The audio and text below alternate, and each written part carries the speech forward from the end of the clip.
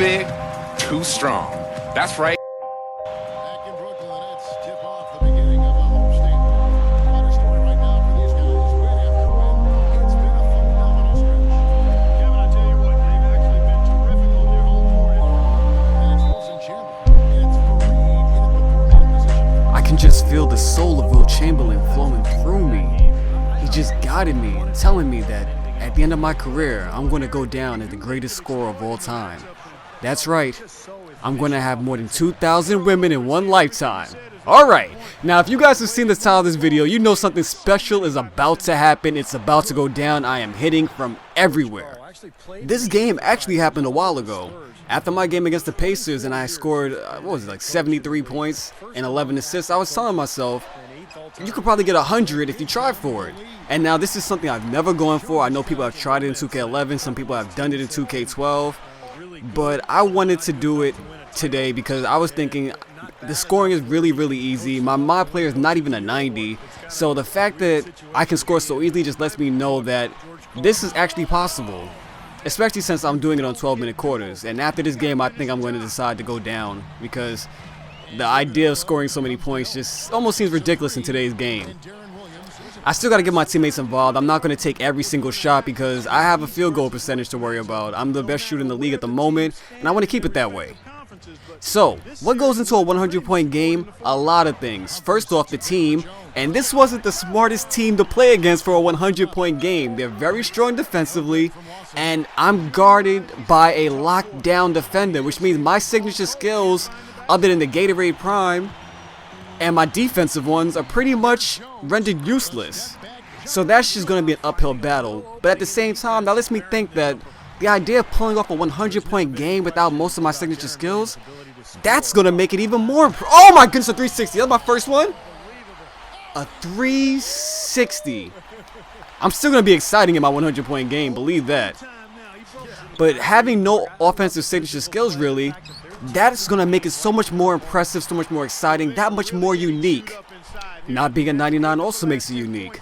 But at the same time, I told myself that I'm going to need some boosts. And what was I just doing? What type of basketball maneuver is that? All my players out there just having fun. But I told myself that I'm going to need every advantage I can get. I'm going to keep running the good plays. I'm going to break up the bad plays that don't really work most of the time. I'm going to try to get open shots like that as often as possible. And at the same time, I'm wearing the Kobe sneakers. They don't match my uniform. I think they look ugly, but they give me +5 quickness, and that's essential, especially with this unlimited turbo for the first quarter. Now, the reason why I put on the Gatorade Prime signature skill is because I get taken out a lot early in the first quarter. I get to play like maybe 7 minutes at most, and that's really going to throw me off. It's going to make it so much harder. It's going to make it an uphill battle. But oh my goodness, I crossed over a crossover artist. That was lovely. And then the body bump after. And I'm just doing this for the fans. I'm showing love to everyone in Brooklyn and around the world. The next signature skill I bought was Deadeye. I figured that was one of the most important signature skills in the game. That was the first one I bought. Because when I get an inch of space, I gotta pull it. I can't wait because the defenses, they close in way too fast in this difficulty. And if it's a 3, that's going to add up fast. So I don't want to blow those opportunities. And speaking of difficulty, it's on Superstar. So let's just get that whole, oh, you're playing on Pro comment out of the way, because that always comes along with a 100-point game. And I don't want to have to deal with that because I've been on YouTube for a little while now. And I wouldn't have a channel the size of mine if I was playing on Pro. People have seen me play on Hall of Fame with an 81 in the finals last year. Why would I turn it down to Pro when the defense in this game is much easier than it was in 2K12? And that's why I have Deadeye. Buzzer beater threes like that. And for the third signature skill, I had Posterizer. Because if I can get an open lane, I'm going to dunk on somebody.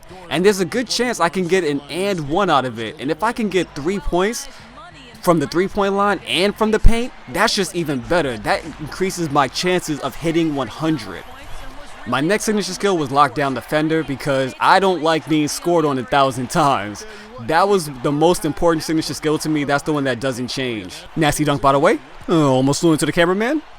And my last signature skill, I was torn between Shot Creator and Brick Wall. And I'm very good at creating some space like I did just now. That could have been a shot creator or a posterizer moment. I got the poster. Only a 46, I don't know why. And that's a situation where I easily could have got extra points off of a dunk in the paint. But I decided to go with brick wall because a lot of the time, if I can set a great screen, I'll be open for 3. If I make someone fall, 90% of the time I'm going to score in that possession, whether it's going to be a jump shot or a dunk. Something good happens whenever I make someone drop. Oh, and a little side story from the... Oh, nice block on Ty Lawson, little man. But a story from when I played Blacktop one time, I wish I had this on video.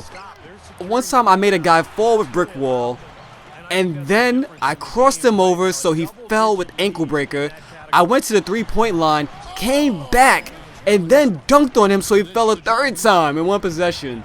That's one of those moments I wish I would have saved it and then sent it into shakedown for the top 10 plays. But yeah, who knows? Maybe I'll get another one in the future.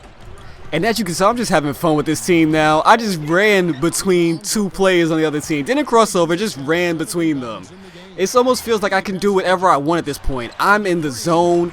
I'm just at that level where we are up by 41 points before halftime. And it feels like I have a 6 signature skill of closer. And it kicked in from the first shot all the way to the end of this game. I have more points than the Denver Nuggets. Even if I stopped, I got injured. No matter what, we are going to win this game. We could have bench players come in. We could have college teams come in. We could have high school kids come in.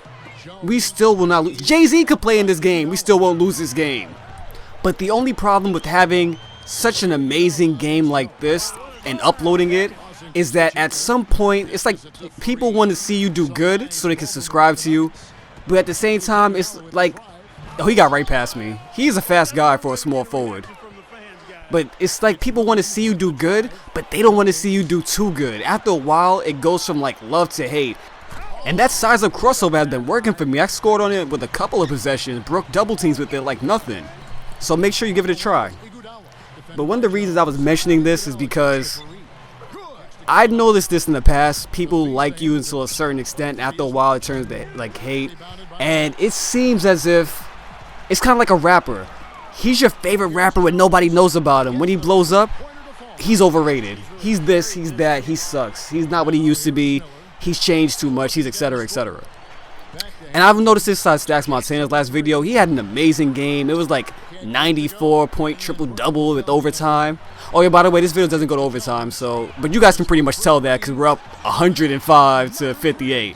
But he had a pretty amazing game, and people just got vicious on him. And you would think that a person would subscribe to you because you might be able to teach them something or entertain them or do something they can.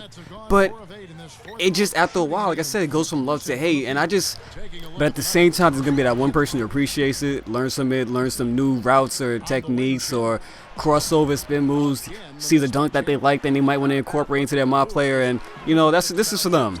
And this is that moment when you hit a jump shot on 2 defenders, one of them being a lockdown defender, and you just feel like your signature skills are so good, so strong, that his lockdown defender no longer works. It's almost like it gave up on him. It ran out somewhere in this game. And I am just hitting jump shot after jump shot in everyone's face.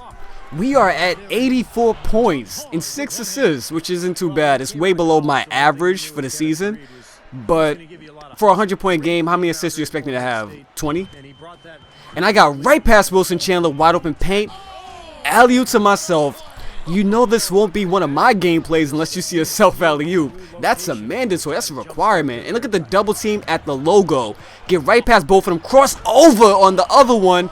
And then I score with another windmill. My windmills have been showing up so much, I think I'm powering the Brooklyn Stadium by myself right now. We don't run on normal electricity out here. We run on wind energy from human turbines as I hit the 3 right in Gallinari's face.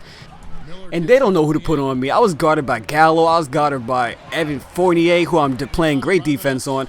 I was guarded by Ty Lawson, Wilt Chamberlain, Andre Iguodala. And that has got to be the worst shot in basketball. I was on the line. That's not a 3-point shot, and that's the hardest 2 you could possibly ever take. And I do a half spin in between 2 defenders for an open dunk. I now have 99 points. Less than 1 minute to go. I need a great defensive possession and even better offensive. And then we get lucky. We get the steal. Going down court for 101 points. I missed the spin dunk. Less than 30. I gotta hit these or else I'll lose my credibility within the YouTube community. This is the moment when legends are made.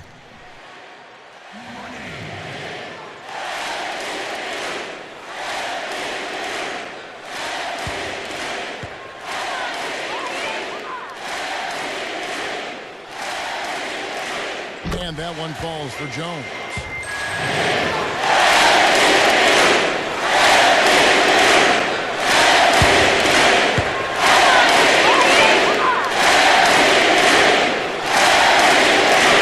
And that one falls for Jones.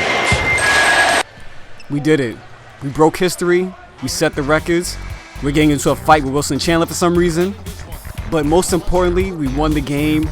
The streak continues. And everything is aces in my book. And with this performance, there is a new king of scoring.